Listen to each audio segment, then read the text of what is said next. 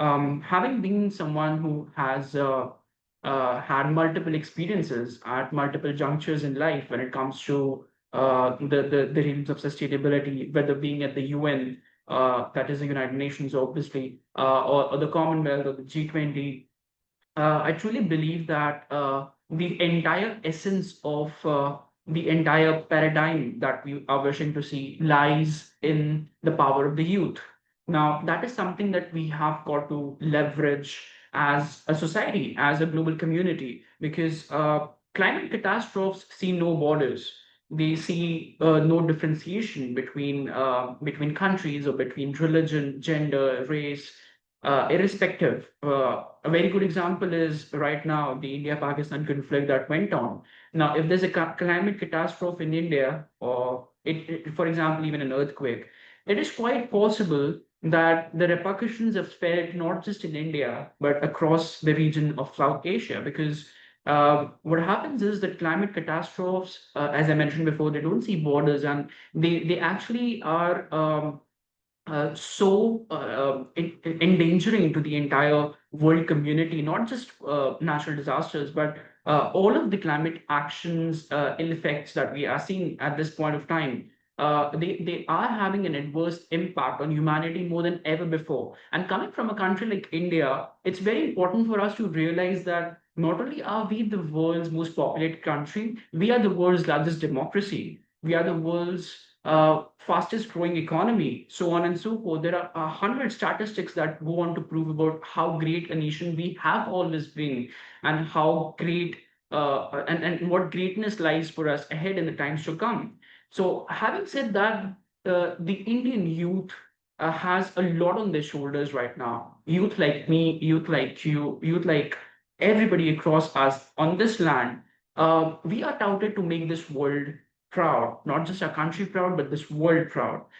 We have been the harbingers of peace. We have been the people who have brought in civilizations and all. The reason why I'm putting this out in terms of sustainability and climate action is because long before this notion of sustainability came up in the world, it was India that showed the way. If you look at the olden civilizations such as Harappa, Mohenjo-daro, they have shown amply in different meaningful ways about how sustainability can actually be leveraged in the society. Even if at our homes, if you really go to see right at the grassroots level, the way that our mothers or Indian kitchens have this thing of sustainability and zero wastage in terms of cooking, I think these are role models for the world to learn from.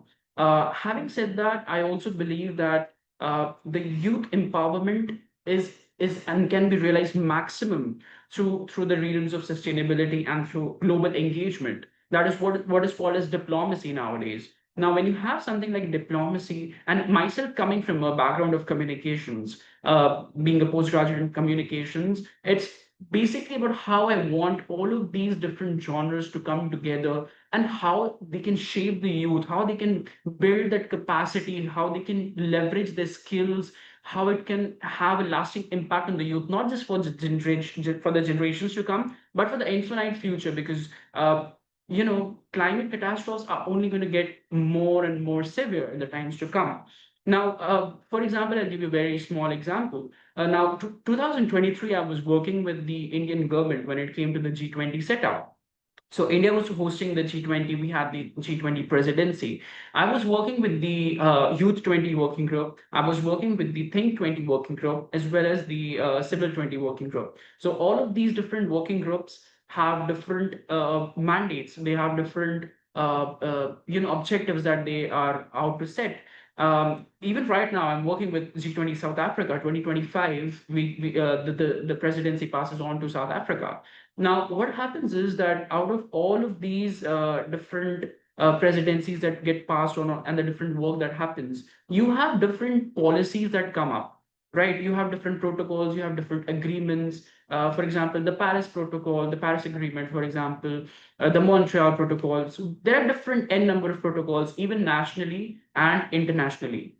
Okay. Now, the main crux of the issue is that these remain mostly on paper. It's not that we don't have legislations, we don't have laws, we don't have different ways of putting things out to the world. Everything is there in place. There are think tanks, there are people doing amazing work, but then the real gap lies between walking the talk. You got to execute that into action, because mostly what we're seeing is that it's just remaining plain on paper. And when it remains only on paper, what happens is that the essence is lost. The entire the entire leadership, the entire potential that has been put into formulating that. For example, even basic research that goes into it, the basic inputs that go in from the people, they absolutely go sheer waste, because you have dynamics that keep on changing. You have got demographics that keep on changing every now and then. And climate crisis is such a crisis that has always persisted and will always persist. But there has to be a place, there has to be a time period when we see that, okay, enough is enough. And the UN has laid out that there are 17 SDGs, that are those are the 17 Sustainable Development Goals, that basically lay out the 17 most important objectives that we have to set out to the world. Now, there are various different SDGs. For example, there's no poverty, there is zero hunger, there is partnership between the goals, there is climate action, life on land. There are various different domains that the Sustainable Development Goals adheres to. So these form the basic understanding of how we are supposed to give to ourselves, first of all these goals to achieve, and then secondly go and set out to achieve and execute them in the real spirit of the word. Now, these goals were supposed to be achieved by the year 2030. It's also called as the 2030 agenda. But what has happened is that 2.5 years or 3 years of COVID has already has ripped it apart, right? And going with the current scenario where there are conflicts all across the world. I mean, there are n number of conflicts going on, whether they are wars, full scale wars, or they are certain small scale conflicts. What we're seeing is that we are actually receding, and it's high time that we take action. So all of these accolades that I have achieved throughout life, whether through designations, or whether through roles, or whether through my work, they actually will not come to fruit until and unless I have something to give back to the society, the same society that made me. Although this is a TED talk on sustainability, but let us not underscore the importance that something like um, that the universe has for us. There is spirituality, there's the spectrum of religion that comes in as well. So it's about your own faith, about what you put out in the world and what you get back. That is called manifestation. And the same thing works for climate action as well. Now, the climate action, what basically now we all know, there's a common quote: what you sow, you shall reap. Now, same thing is for climate change. If you go on about, and I think this is taught to even fourth standard students in environmental studies and science, that the more there's environmental destruction, the more there is felling down of trees, and widening of roads, and going for full throttle of infrastructure development, not taking into account the environment. What happens is that over a period of time, it comes back to us. Now, whatever you throw, if you go to one of the Mumbai beaches in Juhu, or anywhere, what you'll see is scores of trash over there. You'll see a number of plastics. And what happens is, after the monsoon comes back, it comes back to you. So that's life. What you throw out, you get it back again. So it's time for us to realize that we need to move on from just making resolutions. We need to actually get on ground and do the grassroots level work. Now, even if I've worked with the bigger institutions, that doesn't mean that I've not done the work in India at my own place. Now, I come from a city of Nagpur. It's not a tier one town like Bangalore or Kolkata or Delhi or Mumbai. Now, being from a second tier city, it is actually very difficult to get to go to levels where people hear you out. People see the work that you're doing, and attach relevance to it. So there are a number of people who might be doing work like me, but it boils down to is the relevance that is attached to it, the value that it holds in totality. That is what matters the most. So, like I mentioned before as well, all of my experiences would hold nothing, absolutely nothing, if I'm not in a position to give something back to the world. And what my quest right now is to turn outwards. First of all, it was to gain knowledge, to gain the skills, to gain all the experiences. Now that I've got it, what I feel is that giving back to the society is in fact helping me get more, so that's the equation how it's working. Now, coming to the finer nuances of climate change and sustainability, what I truly believe is that if we shoulder the responsibility as a youth and feel that okay, this is upon me. If we take it personally, that okay, the entire bandwagon rests on my shoulders, and I am the person who has to make my nation proud, my city proud, uh, and the entire humanity proud. I think we can go places. We can actually make sure that we are leading by example. We are showing to the world how it's done. We are walking the talk, most importantly, and also bringing about paradigm changes in the world, because changes don't happen overnight. There's nothing called transformation. It's always a process. It's always a progress that happens. So we need to make sure that even if we begin with our efforts today, right now, it would take years and years for it to actually fructify and get emboldened into something big of a paradigm of something that is of substance. So that is one thing that I would probably like to put out, because this is a harsh reality, but we need to accept this reality that if we think that the change begins from within, as much as it is within, it is external as well. So even if you have, for example, a person like me, even if I want to do a lot, I want to speak a lot, I want to go on the ground and put out 10 things out there and let the world see. I live in a society where there are people. If I say that there's nothing that's going to happen as long as I know what I'm doing, that's true. That's 100% true. But I also need to know the fact that there are people out there who are helping me with my work in some or the other way. Even a small thing such as a microorganism is doing its part in this universe. And we are still human beings, right? Another thing that is very important here, in terms of this entire reel, I'm trying to get things together. I'm just trying to build about basic different elements and what inspired me in the first place to get to where I am today at this very moment where I'm speaking and giving it out to the world. It's about about the prospect of being a global citizen. Now, when I go to places like the United Nations, when I go to places like the G20 or the Commonwealth, I make sure to obviously one, make myself proud, my family proud, my country proud, but it's also about being a global citizen. Now, what is the meaning of a global citizen? You are a person who serves the world, who serves the purpose of the world. You have different agendas, you have different notions, you have different perceptions. Everything's fine. 10 different people in the room will have 10 different perceptions of things, but it's just about how you bridge the gap. That is what negotiations are about. How you get two different conflicting opinions on a middle ground, on the same page. And that also forms the basis of your international relations between countries, about how diplomacy works. Another thing is about the leverage of the youth that goes into that goes from India outside from the country and give speeches, and people like me, there are probably thousands of people who are doing this thing. But what makes you unique, what gets that X factor to you, is about how you lead from the front. Because if I don't walk the talk, if it's very easy for me to come up here and to go to platforms and speak up well and speak up eloquently. But until and unless I am actually practicing what is being said by me myself, it doesn't hold a lot of substance. So that is also the reason why I would say that the world is not just divided by borders, but it is united by challenges.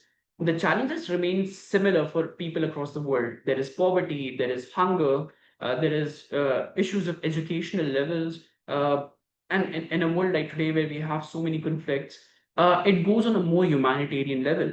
It goes to the basic human rights. And what are human rights? They are the basic rights that govern a human being. They are the basic rights that every human being is entitled to.